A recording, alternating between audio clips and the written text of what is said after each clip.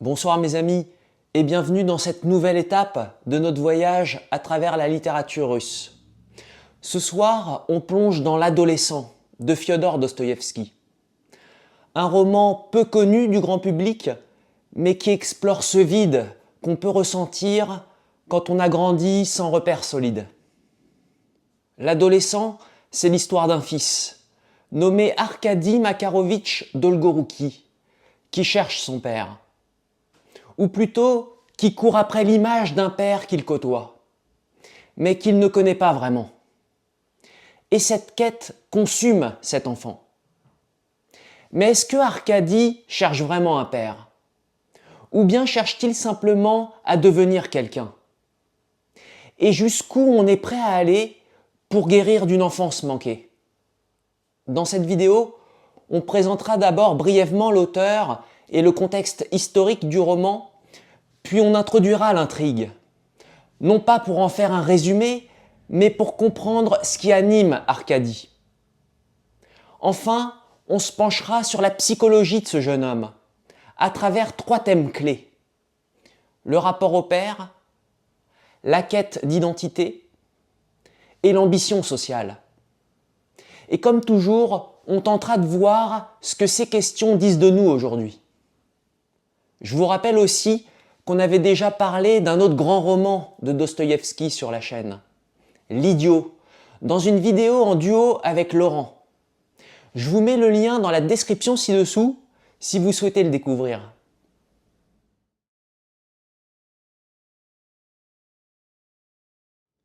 Fiodor Mihailovitch Dostoïevski naît en 1821 à Moscou et meurt en 1881 à Saint-Pétersbourg.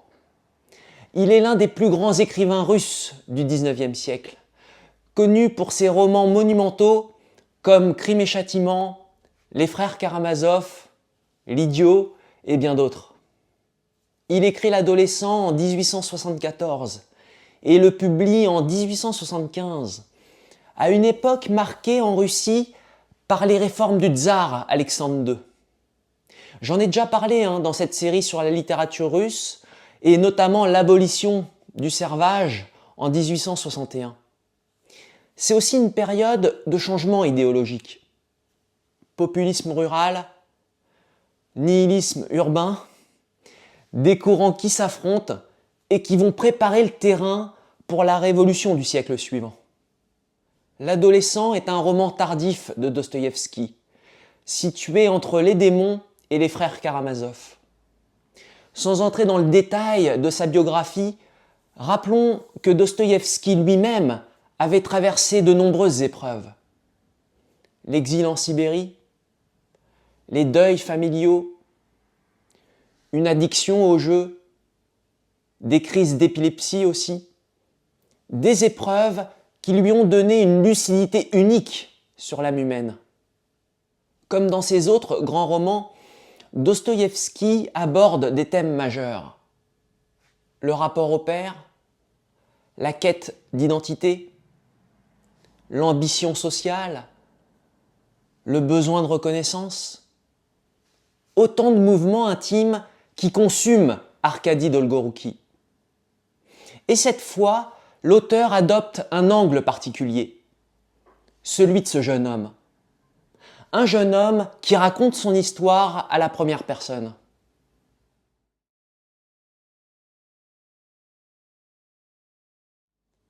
C'est l'histoire d'un jeune homme de 20 ans qui arrive pour la première fois à Saint-Pétersbourg.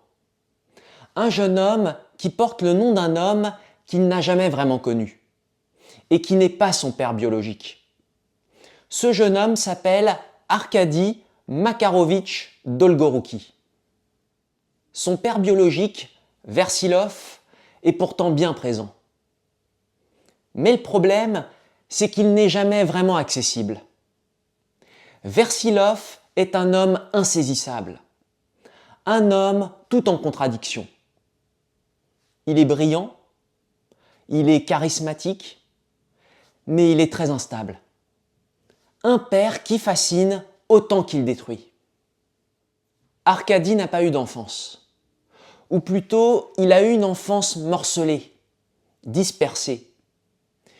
Morcelé parce que son enfance n'a pas eu de continuité affective. Il a grandi dans des environnements différents, sans repère fixe, ni figure paternelle stable. Il porte le nom de Makar Dolgorouki, mais il n'a jamais eu de lien affectif fort avec lui. Et son père biologique, Versilov, est là, mais absent émotionnellement, comme je le disais tout à l'heure. Une enfance dispersée parce que Arkady a été ballotté d'un foyer à un autre. Il n'a pas grandi auprès de ses parents biologiques de façon stable. Il a été confié à diverses familles et a reçu une éducation fragmentée, sans ancrage solide. Il faut préciser que sa mère, Sofia, a été séduite par Versilov, alors qu'elle était déjà mariée à Makar Dolgorouki.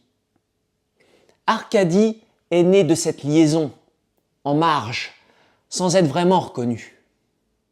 Par en marge, je veux dire que Arkady est né hors des liens du mariage entre Versilov et Sofia. Il est un enfant illégitime. Il est socialement en marge, parce qu'il porte un nom de paysan, Dolgorouki, alors qu'il est le fils d'un noble, Versilov. Il est aussi émotionnellement en marge, parce que ni Makar, ni Versilov ne l'ont vraiment élevé ou reconnu affectivement. Et donc, Arkady est un enfant qui est né d'une passion entre Versilov et Sofia, mais qui finalement a grandi dans l'ombre. Et ce garçon arrive à Saint-Pétersbourg avec une idée fixe. Devenir riche, devenir puissant, devenir imposant, devenir quelqu'un. Un Rothschild, comme il le dit lui-même et à plusieurs reprises. Parce qu'au fond, c'est pas la richesse qu'il cherche. C'est le regard de son père. Comme si devenir un Rothschild pouvait combler ce vide qui le ronge depuis l'enfance. Et peut-être qu'en brisant ce plafond social, il obtiendra enfin ce qu'il cherche vraiment, l'amour d'un père. Mais Saint-Pétersbourg est une ville pleine de pièges. Dans cette ville, Arkady se perd. Il se cogne. Il se ridiculise même. Il veut se faire un nom, mais il s'enlise dans les jeux, dans les dettes et dans les fréquentations douteuses. Autour de lui, il y a des personnes troubles, manipulatrices et même désespérées. Il y a aussi cette femme dont il tombe amoureux, mais qui joue avec lui, qui se joue de lui. Et surtout, il y a ce père, Versilov, qui lui échappe sans cesse, oscillant entre la grandeur et la bassesse. Un père qui fait rêver ce jeune homme et qui en même temps le blesse. Et puis il y a Makar, un autre père, un paysan humble, pieux, que tout le monde a oublié. C'est de lui qu'Arkady porte le nom. Un nom de rien. Je veux dire un nom qui n'ouvre aucune porte, qui ne brille pas. Un nom qui, au fond, ne vaut rien. Mais c'est peut-être là, dans ce nom effacé, que se cache la vraie question du roman. Comment devenir quelqu'un quand on est né de rien? En lisant l'adolescent, attendez-vous à une quête. Une quête pour se trouver, pour exister, pour se faire connaître et être connu.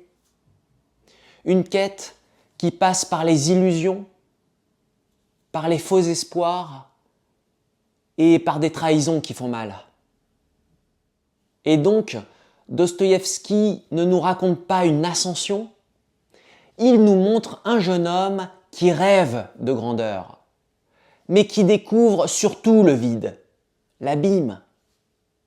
L'adolescent est un roman qui interroge ce besoin d'exister aux yeux des autres, quand on a grandi sans repère, quand on n'a jamais été regardé.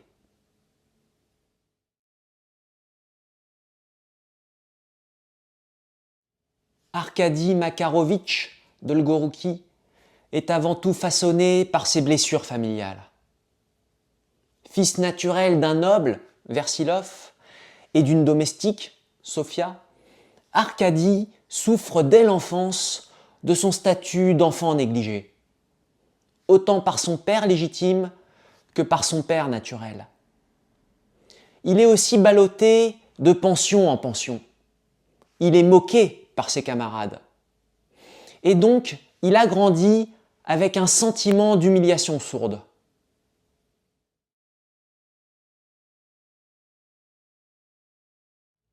Cette enfance dans le manque explique sa quête de puissance. Je dirais même plus, sa quête d'existence. Comme s'il devait compenser sa faiblesse par une grandeur éclatante, par une grandeur de façade. Arkady oscille entre haine et admiration pour son père biologique, Versilov. Je veux dire par là que, dans son esprit, Versilov est parfois un être diabolique, responsable de tous ses malheurs, et parfois une figure fascinante, un modèle de grandeur inatteignable, qui nourrit ses aspirations. La volonté d'Arkady de connaître cet homme et d'être reconnu par lui est un des moteurs du roman. Mais en réalité, Versilov lui reste étranger. Le jeune garçon ne parvient jamais à combler ce vide paternel. Le père accorde peu de mots tendres à son fils et préfère le laisser apprendre par l'expérience. Ce rapport filial contrarié trouve écho dans notre monde contemporain. Cette absence ou distance paternelle est un facteur de mal-être chez les jeunes, comme le montre l'histoire d'Arkady. Tout au long du roman, il cherche en vain chez Versilov un modèle, un repère, quelqu'un qui le regarde. Mais ce regard, il ne l'obtiendra jamais, quoi qu'il fasse. L'exemple d'Arkady nous rappelle qu'un jeune garçon cherche inconsciemment l'approbation paternelle et qu'il peut souffrir en silence de ce manque.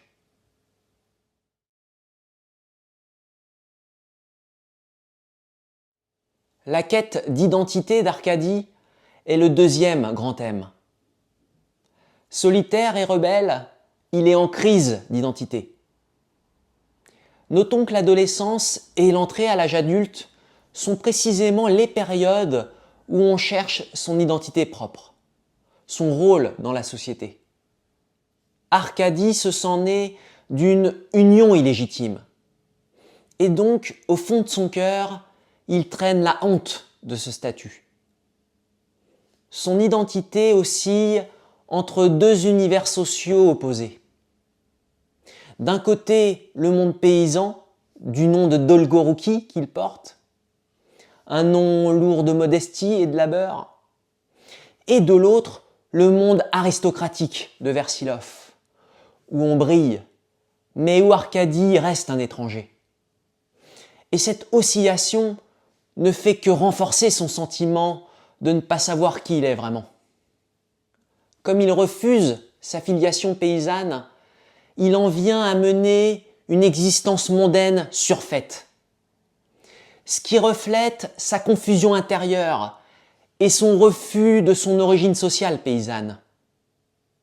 Et pour donner une vitrine à son identité, il se fabrique une image de soi, avec un semblant de puissance. Pour compenser un abaissement inavoué, il se met à rêver de grandeur. Il se perd dans des rêveries de grandeur, dans une ambition dévorante, pour donner sens à sa vie. c'est le fonctionnement d'Arcadie. Compenser par le rêve et l'illusion une humiliation sociale et émotionnelle qu'il refuse de reconnaître. Arcadie se construit une image de soi grandiose, une façade reluisante qui masque sa peur d'être négligeable. Et cette construction d'une image de soi reluisante qui comble un vide émotionnel ou existentiel fait écho à ce qu'on observe aujourd'hui sur les réseaux sociaux. Il y a aujourd'hui, chez beaucoup, une difficulté à se définir soi-même, à se définir par soi-même. On investit notre énergie à bâtir une vitrine sociale éclatante, mais qui masque un vide intérieur. Et ce pansement que constitue l'image de soi qu'on construit n'arrange rien en profondeur. Ce pansement ne fait que masquer la blessure, sans jamais la soigner. Cette image de soi qui brille creuse l'écart entre ce que nous voulons être et ce que nous sommes réellement. Cette image de soi renforce la scission en nous. Le vide continue de grandir. Cette image de soi nous éloigne de notre vérité intérieure, jusqu'à nous faire perdre de vue qui nous sommes vraiment. C'est toujours la même chose. C'est toujours le même schéma qu'on observe. On cherche la validation extérieure, au détriment de la vérité intérieure. On en parle souvent sur cette chaîne.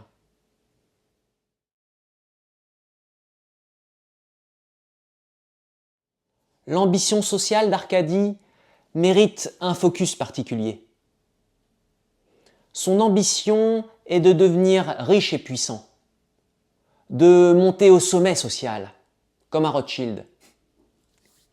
Cette idée fixe découle de ses blessures. Il est convaincu que seul l'argent vaincra son mépris inavoué d'être né méprisable, comme si l'or pouvait combler un vide affectif. Mais sa soif de succès reste au fond illusoire et démesurée.